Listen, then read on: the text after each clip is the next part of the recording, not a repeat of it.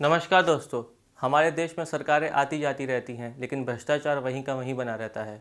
याद है आपको 2014 में जब बीजेपी सरकार आई थी तो उन्होंने बोला था कि हम भारत को भ्रष्टाचार मुक्त देश बनाएंगे। मोदी जी बोलते थे कि ना मैं खाऊंगा ना मैं खाने दूंगा। लेकिन हाल ही में ट्रांसपेरेंसी इंटरनेशनल की एक रिपोर्ट के मुताबिक भारत एशिया में नंबर 1 पर है करप्शन के मामले में। ट्रांसपेरेंसी इंटरनेशनल की रिपोर्ट के मुताबिक 89% लोगों को लगता है कि हमारे देश में गवर्नमेंट करप्शन बहुत बड़ी प्रॉब्लम है। तो आइए जानते हैं कि बीजेपी गवर्नमेंट का क्या रवैया रहा है करप्शन को लेकर के। आरटीआई एक्ट 2005 जिसके जरिए हमारे देश में बड़े बड़े करप्शन बाहर आए हैं, जैसे कि आदर्श सोसाइटी घोटाला, 2G scam, Commonwealth game scam etcetera. इसी आरटीआई एक्ट में बीजेपी सरकार ने 2019 में एक अमेंडमेंट ला दिया और उस अमेंडमेंट के जरिए वो बिल और कमज़ोर हो गया। इस एक्ट के तहत सेंट्रल और स्टेट लेवल पर इंफॉर्मेशन ऑफिसर और चीफ इंफॉर्मेशन ऑफिसर नियुक्त किए गए थे। तो पहले क्या था कि इनका जो टेन्योर था वो 5 ईयर्स का फिक्स हुआ करता था, इनकी सैलरी फिक्स थी, इनके अलाउंसेस फिक्स थे।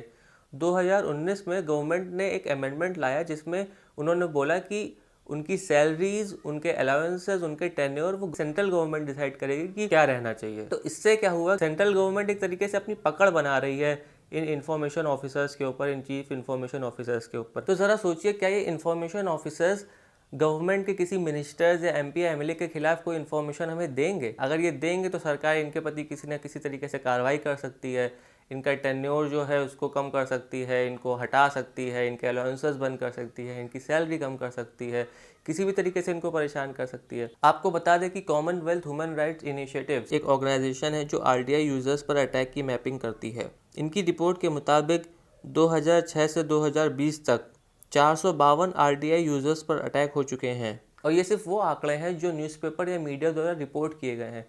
जो रिपोर्ट नहीं किए गए उनकी तो कोई गिनती ही नहीं है। अब जो करप्शन को उजागर करते हैं, जो किसी एक गवर्नमेंट की संस्था में काम कर रहे लोग होते हैं, जो वहाँ पे चल रहे करप्शन के बारे में आवाज़ उठाते हैं, बोलते हैं बाहर आकर के, उनको बोलते हैं विसिल ब्लोअर्स। में मेन रूप से 3 बातें कही गई थी। पहली बात कही गई थी कि विसिल ब्लोअर की आइडेंटिटी रिवील नहीं की जाएगी। दूसरी बात कही गई है प्रोटेक्शन फ्रॉम विक्टिमाइजेशन, यानी कोई विसिल ब्लोअर अगर किसी ऑर्गेनाइजेशन में काम कर रहा है तो उसका ना तो ट्रांसफ़र किया जाएगा, ना उसको नौकरी से निकाला जाएगा, उसके प्रति किसी प्रकार की कोई कार्रवाई नहीं की जाएगी। तीसरी बात जो इसमें कही गई है वो बोला गया है कि जो विसिल ब्लोअर है उसको पुलिस प्रोटेक्शन मिलनी चाहिए। 6 साल बीत गए लेकिन बीजेपी गवर्नमेंट ने अभी तक इस एक्ट को ऑपरेशनलाइज ही नहीं किया। बीजेपी गवर्नमेंट ने क्या किया कि 2015 में इसका एक अमेंडमेंट बिल ले आया इसको कमज़ोर करने के लिए, और अभी तक ये बिल ठंडे बस्ते में पड़ा हुआ है। ट्रांसपेरेंसी इंटरनेशनल की रिपोर्ट के मुताबिक 63% लोग इंडिया में मानते हैं कि अगर उन्होंने करप्शन के खिलाफ आवाज़ उठाई तो उनके साथ बदले की कार्रवाई हो सकती है, जिसके चलते वो चुप रहते हैं।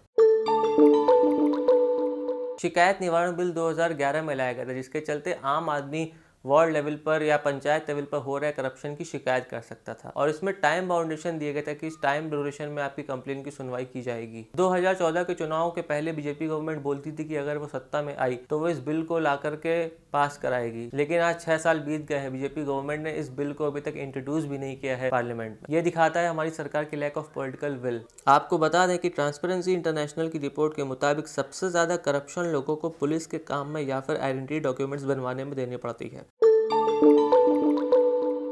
ये वही बिल है जिसके लिए हम लोग 2011-12 में सड़कों पर उतर आए थे और अन्ना हजारे जी के साथ बोल रहे थे, पास करो भाई लोकपाल, पास करो भाई लोकपाल। ये बिल सबसे पहले 1968 में इंट्रोड्यूस किया गया था। 45 साल लग गए हमारी गवर्नमेंट्स को इस बिल को पास करने में। 2013 में ये बिल पास हुआ था, पर बीजेपी गवर्नमेंट को 6 साल लग गए देश का पहला लोकपाल नियुक्त करने में, वो भी सुप्रीम कोर्ट की फटकार के बाद। 2016 में बीजेपी गवर्नमेंट ने इस बिल में भी अमेंडमेंट करके इस बिल को कमज़ोर कर दिया। इस बिल में पहले बोला गया था कि जो भी गवर्नमेंट ऑफिशियल है उसको अपनी वाइफ की और अपने बच्चों की एसेट्स को शो करना होगा, लोगों को बताना होगा, उसको सामने रखना होगा। लेकिन 2016 के अमेंडमेंट के बाद अब गवर्नमेंट डिसाइड करेगी कि किस ऑफिशियल को अपनी वाइफ और बच्चों की एसेट्स को डिस्क्लोज करना है कि नहीं करना है, यानी कि ये चीज़ भी गवर्नमेंट ने अपने हाथ में ले ली। इससे क्या होगा कि जो अधिकारी है, जो भ्रष्ट अधिकारी है, उसकी एसेट्स हमको बढ़ी हुई नहीं दिखेंगी अगर उसने अपने बीवी बच्चों के नाम पे ले रखा होगा। तो इस तरीके से तो गवर्नमेंट उन भ्रष्ट अधिकारियों को बढ़ावा दे रही है, उन भ्रष्ट अधिकारियों को बचा रही है कि उनका करप्शन जो है वो ना दिखे, उनके जो ब्लैक मनी से कमाए गए जो एसेट्स हैं वो ना दिखे। ट्रांसपेरेंसी इंटरनेशनल ने हाल ही में एक रिपोर्ट पब्लिश की है इंडियन स्टेट्स की लोकायुक्त की वर्किंग को लेकर, जिसमें चौंकाने वाले खुलासे हुए हैं। 2 जुडिशियल मेंबर्स की पोस्ट लोकपाल में वेकेंट है। 28 स्टेट्स और 3 यूनियन टेरिटरीज में 8 स्टेट्स और यूनियन टेरिटरीज में लोकायुक्त की पोस्ट वेकेंट है। 22 स्टेट्स और यूनियन टेरिटरीज ने लोकायुक्त मेंबर्स को अपॉइंट नहीं किया है। सिर्फ 4 स्टेट्स हैं, बिहार, मणिपुर, उड़ीसा और तमिलनाडु, जिन्होंने दोनों जुडिशियल और नॉन जुडिशियल मेंबर जो हैं लोकायुक्त के, उनको अपॉइंट किया हुआ है। 10 स्टेट में लोकायुक्त की ऑफिशियल वेबसाइट या तो नहीं है या फिर उस पर एक्सेस नहीं किया जा सकता है, और सिर्फ 3 स्टेट्स की वेबसाइट पर ऑनलाइन कंप्लेंट की फैसिलिटी अवेलेबल है। और ये सब तब हो रहा है जब हम लोग डिजिटल इंडिया के सपने देख रहे हैं। तो देखा आपने कि किस तरह बीजेपी और बाकी की गवर्नमेंट्स का बहुत ही ढीला रवैया रहा है करप्शन को लेकर के। अब आप सोच रहे होंगे कि कांग्रेस की तरीके बीजेपी में बड़े बड़े मिनिस्टर्स का नाम अभी तक क्यों नहीं आया करप्शन के मामले में। बीजेपी के एमपी एमएलए क्या बहुत साफ हैं, जबकि बीजेपी में आधे लोग तो कांग्रेस से या दूसरी पार्टी से आकर के बस चुके हैं। द प्रिंट की 2019 की एक रिपोर्ट के मुताबिक बीजेपी में 7 ऐसे बड़े बड़े पॉलिटिशियंस हैं जिनके ऊपर करप्शन के चार्जेस हैं, लेकिन ईडी और सीबीआई उनके ऊपर कार्रवाई नहीं कर रही है। इनके नाम हैं बीएस येदियुरप्पा, रेड्डी ब्रदर्स, हेमंता बिस्वा शर्मा, शिवराज सिंह चौहान, मुकुल रॉय, रमेश पोखरियाल निशांक, नारायण राणे। आप डिटेल में इस आर्टिकल को पढ़ सकते हैं, इसका लिंक मैं नीचे आपको डिस्क्रिप्शन बॉक्स में दे दूंगा। दूसरी बात, सुप्रीम कोर्ट में एक सबमिशन के मुताबिक 2500 से ज़्यादा सिटिंग एमपी एमएलएज हैं हमारे देश के, जिनके ऊपर क्रिमिनल केसेस चल रहे हैं। इनमें वो लोग भी हैं जिनके ऊपर प्रिवेंशन ऑफ करप्शन एक्ट के तहत या मनी लॉन्ड्रिंग के तहत केसेस चल रहे हैं।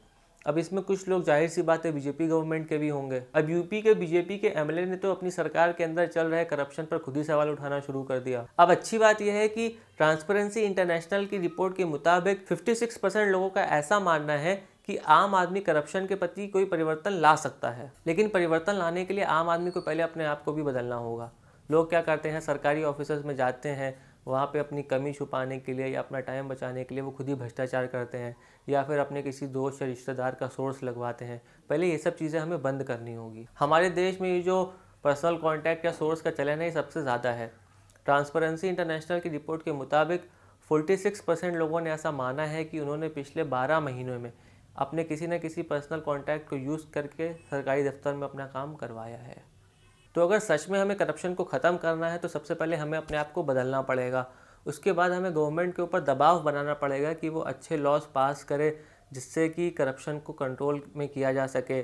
जो भी अमेंडमेंट्स गवर्नमेंट ने वीक करे हैं उसको चेंज करके उस लॉज को स्ट्रॉन्ग बनाए। हो सकता है कि इन लॉज के कमज़ोर होने की वजह से हमारे देश में जो बड़े बड़े करप्शंस हैं वो उजागर ना हो पा रहे हों। सरकार और सरकार में काम करे ब्यूरोक्रेट्स को भी ये चीज़ पता है कि करप्शन कैसे ख़त्म किया जा सकता है। बस ज़रूरत है तो एक अच्छे पॉलिटिकल विल की, ज़रूरत है तो सेल्फिश ना होकर के समाज के बारे में सोचने की। बहुत बहुत धन्यवाद।